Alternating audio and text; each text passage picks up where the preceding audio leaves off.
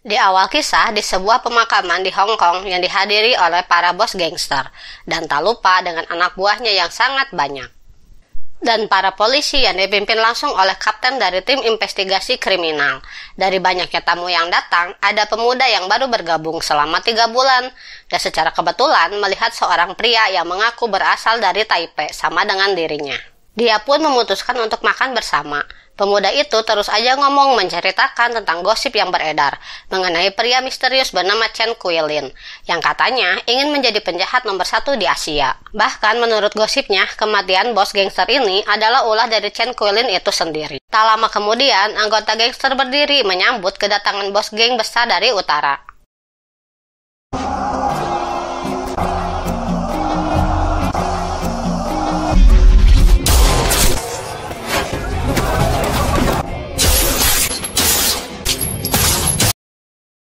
Dan pemuda itu terkejut saat menyadari bahwa orang yang dia ajak bicara dari tadi adalah Chen Kuilin, dan kedatangannya ke sini adalah untuk membunuh bos besar yang baru saja datang saat itu. Setelah secepat kilat menjalankan misinya, dengan santainya dia berjalan keluar, sehingga si kapten berambisi segera mengejarnya.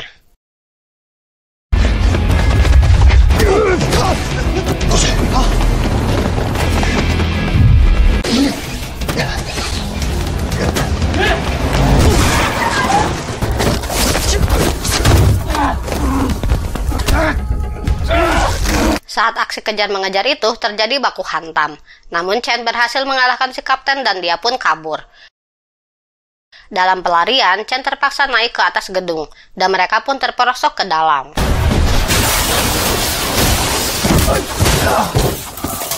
Dan baku hantam pun terjadi lagi.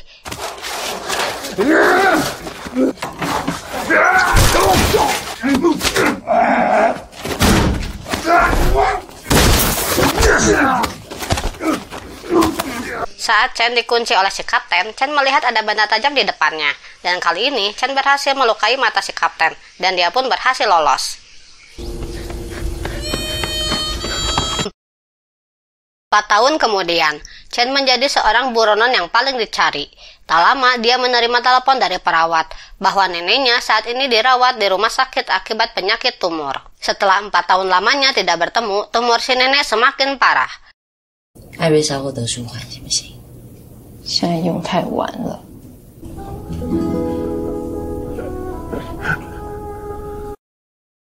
Di tempat lain, si perawat memberikan barang-barang dari si nenek, yaitu berupa uang dan jam tangan yang bergambar babi, yang dulu biasa dia pakai saat kecil. Tak lama dari itu, perawat pun memberikan hasil kesehatannya Chen, dan dia divonis memiliki penyakit kanker paru-paru stadium 4 akibat kegilaannya terhadap udut. Menurut perawat, waktu Chen hanya tersisa 6 bulan saja. Dia pun disarankan untuk menebus dosa-dosanya di masa lalu. Mungkin dengan menyerahkan diri kepada polisi, sebagai bentuk tanggung jawab atas perbuatannya. Tak lama kemudian, si kapten mendatangi si perawat. Karena menurut mereka, si perawat orang yang sering berkomunikasi dengan Chen. Namun karena mereka sudah dekat, si perawat pun memberikan keterangan palsu. 有时候把药送去养老院，然后顺便帮老人家检查身体。任何人都可以有我的联络电话。 Esoknya, Chen menuruti saran si perawat untuk menyerahkan diri. Namun karena situasi yang sibuk, Chen disuruh mengantri sama dengan pengunjung yang lain.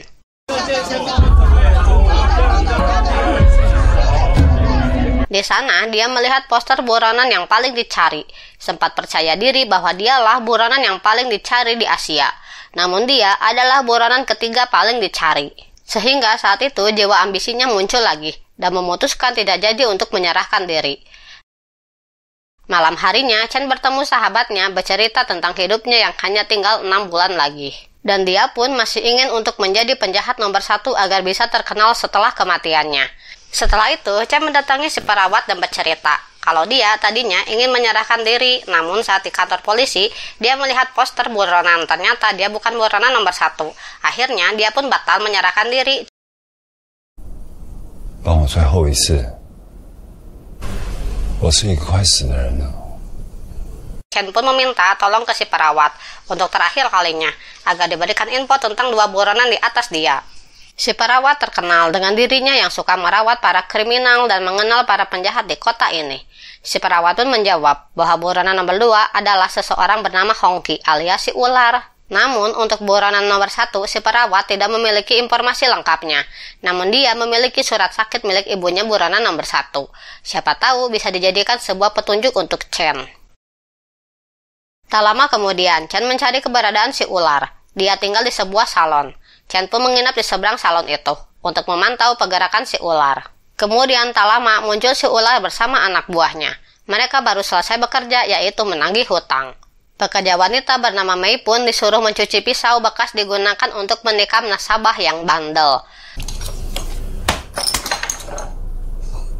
Namun tiba-tiba saja si ular meraba-raba si Mei dan hal itu membuatnya terkejut.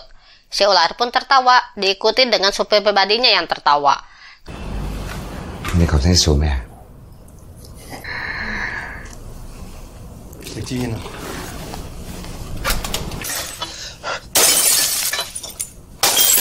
Karena hal itu, si ular pun marah. Si supir pun harus menerima akibatnya.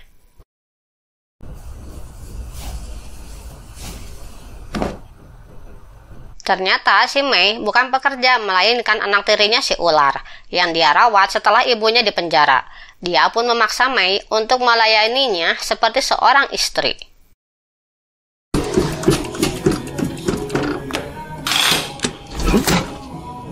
Esok paginya, Chen memulai aksinya. Dia berpura-pura akan merapikan jenggotnya. Dan saat itu, si ular pun baru datang. Saat selesai merapikan jenggot, si ular pun langsung menahan Chen. Karena curiga, si ular bertanya apakah Chen hanya merapikan jenggot atau ada yang lain. Chen pun menjawab kalau dia akan bertemu temannya. Si ular bertanya lagi, Chen menginap di mana dan dari kapan? Karena dia tahu bahwa Chen bukan warga sini. Chen menjawab dia baru saja menginap tadi pagi. Si ular pun berkata kalau dia tidak percaya.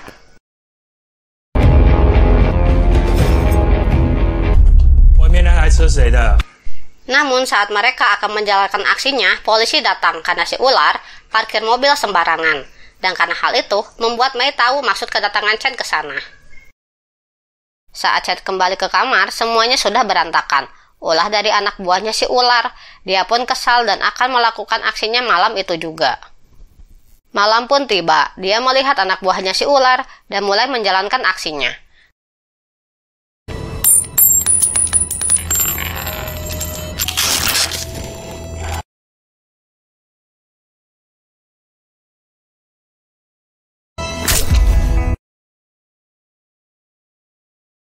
Tak mau buang waktu, dia pun masuk ke kamar si ular saat dia sedang menjelajahi si Mei. Dan baku hantam pun dimulai.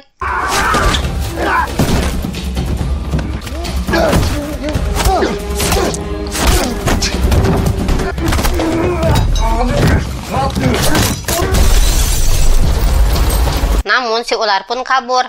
Saat mereka sedang kejar-kejaran, si kapten berada di sana. Setelah menemukan petunjuk keberadaan Chen. Menyadari bahwa ada dua mangsa yang terlihat, si kapten pun bersemangat. Si kapten pun menghadang Chen, baku hantam sikat pun terjadi.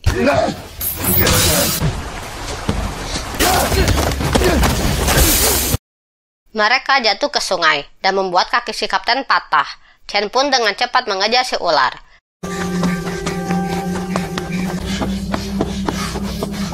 Di mana si ular masuk ke dalam kebun tertutup. Benar si ular masuk ke habitatnya dan bersembunyi di sana.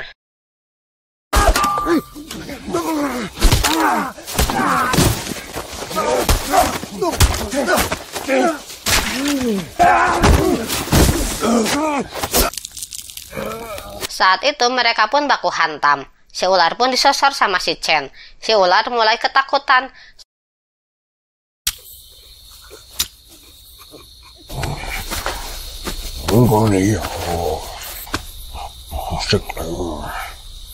Sampai ajalnya, si ular pun penasaran tentang siapa sosok si Chen. Akhirnya si ular mati. Chen kembali ke salon untuk menyelamatkan Mei dan mereka pun kabur agar tidak terlacak oleh kepolisian. Saat perjalanan, Chen melihat anak buahnya si ular dan menembaknya.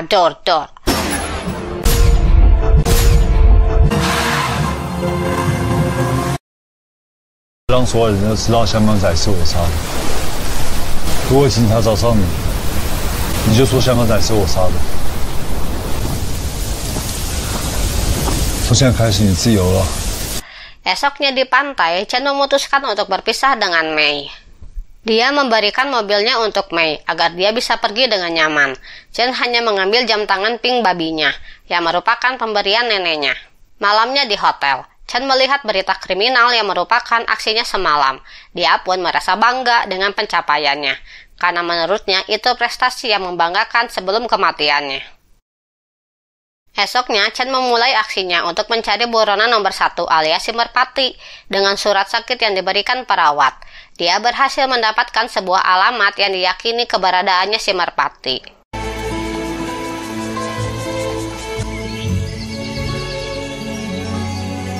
Tiba di lokasi tujuan, dia bingung tempat apakah ini. Orang-orang terlihat makan dengan tenang. Sepatu mereka diletakkan secara rapi.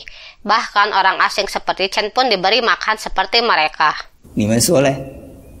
为什么他觉得忙碌了大半生，还是一无所有？ Dan inilah Baba, seorang pemimpin aliran sesat yang dihormati para pengikutnya. Dan ternyata tempat ini adalah tempat spiritual yang dibuat oleh Baba sendiri.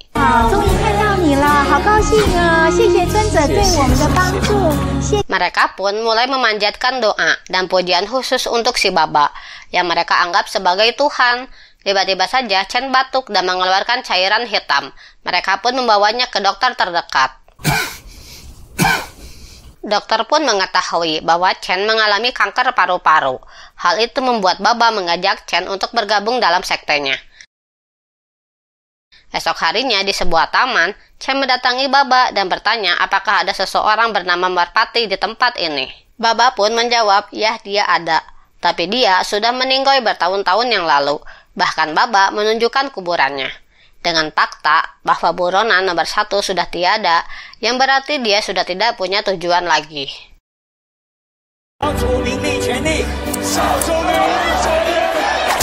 Dan pada akhirnya, Chen pun bergabung dengan ajaran si Baba dan resmi menjadi pengikutnya. Beberapa hari pun berlalu, Chen mulai menikmati kedamaian di tempat ini. Baba mengajak Chen untuk periksa ke dokter, dan sangat terkejut bahwa hasil ronsennya tidak terlihat penyakit kanker paru-paru. Dengan kata lain, Chen sudah sembuh. Setelah yakin dengan mujizat yang Baba miliki, Chen memutuskan untuk stay di sana. Dia mengubur pistolnya, yang akan dia pakai untuk menghabisi si Merpati, dan uang pemberian si nenek untuk dibakar. Sesuai perintah Baba, semua pengikutnya harus meninggalkan duniawinya dalam bentuk apapun. Di hari pertamanya, Chen menjadi pelayan sang Baba. Ia pun membantu para petugas membagikan makanan kepada calon pengikut baru. Salah satunya adalah ibu dan anak. Seperti hari pertama Chen di tempat ini, si anak kecil pun muntah cairan hitam dan hilang kesadaran. Sehingga Chen yang kasihan langsung menggendongnya untuk dibawa ke dokter yang kemarin. Setelah si anak dirawat, Chen mulai menyadari hal yang janggal saat 4 pengikut setia Baba berada di ruang si anak dirawat. Chen juga melihat si dokter membawa hasil ronsen miliknya kemarin yang sempat sobek saat itu dan digunakan ulang seolah-olah adalah milik si anak tersebut. Curiga ada sesuatu yang tidak beres. Chen diam-diam menyusup ke dalam kamar si Baba dan menemukan sebuah ruangan rahasia di bawah tanah. Dan ruangan itu tampak sangat mewah. Di sana terdapat ruangan lain yang berisi rak kotak kayu yang ternyata selama ini barang-barang dan harta milik calon pengikut yang dia kira dibakar dalam tungku api hanyalah kamuflase untuk Baba bisa miliki semuanya.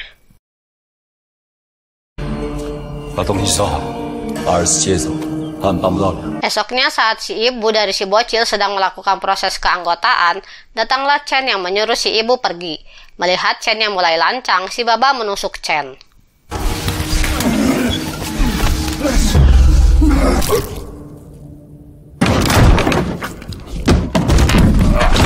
Dan menyuruh anak buahnya mengubur Chen di dekat pantai. Esok paginya ternyata Chen masih hidup dan berhasil bangkit dari kubur. Nah, ini beneran bangkit dari kubur.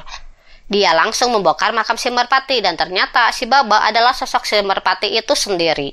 Pada akhirnya dia mengambil kembali pistolnya yang sudah dia kubur dan dia pun kembali ke tujuan awal untuk menjadi penjahat nomor 1 di Asia.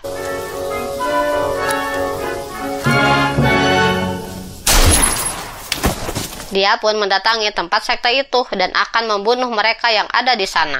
Chen menembak bahu si Baba dan para pengikutnya lari ketakutan. 杀了6个警察，犯下50多起枪击案。 Dan Chen memberikan bukti bahwa selama ini orang yang mereka puja adalah seorang penjahat yang berpura-pura menjadi orang suci untuk memperkaya diri sendiri. Namun si Baba masih berusaha untuk berkata bijak agar para pengikutnya masih percaya kepadanya. Chen pun langsung menembak si Baba saat itu juga. Saat akan pergi, Chen mendengar para pengikut yang masih saja bernyanyi. Chen pun kembali dan mengancam akan membantai mereka jika masih tersesat. 7、9、8，时间差不多了。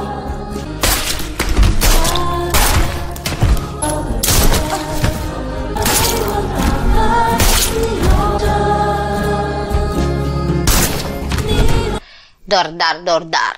Satu persatu para pengikut ditembak. Misinya pun selesai. Dan dia merasa bangga karena dia resmi menjadi buronan dan penjahat nomor 1 di Asia.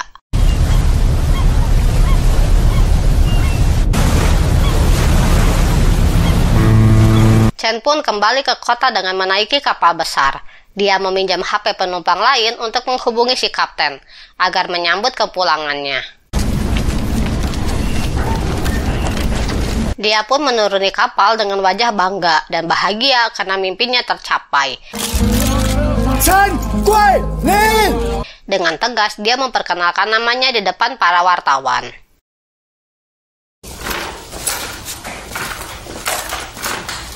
Tak lama dari itu, saat di penjara, datang si perawat mengunjungi Chen dengan penampilan barunya. Dan ternyata yang sebenarnya mengidap kanker adalah si perawat itu sendiri. Alasan dia berbohong bahwa dia merasa bersalah selama ini menjadi dokter ilegal dan menolong para penjahat. Dia ingin menebus kesalahannya dengan cara berbohong agar Chen mau menyerahkan dirinya kepada polisi. Namun terlihat mereka sangat bahagia. Pada akhirnya Chen pun divonis dihukum mati. Namun sebelum itu dia bertemu dengan Mei yang didatangkan oleh si kapten yang diam-diam kasihan kepadanya.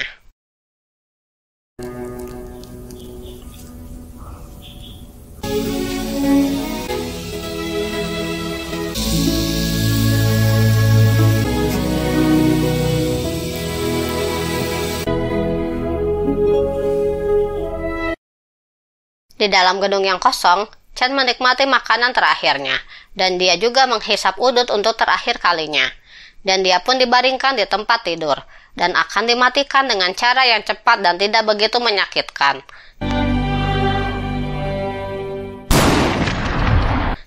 Dan film pun tamat.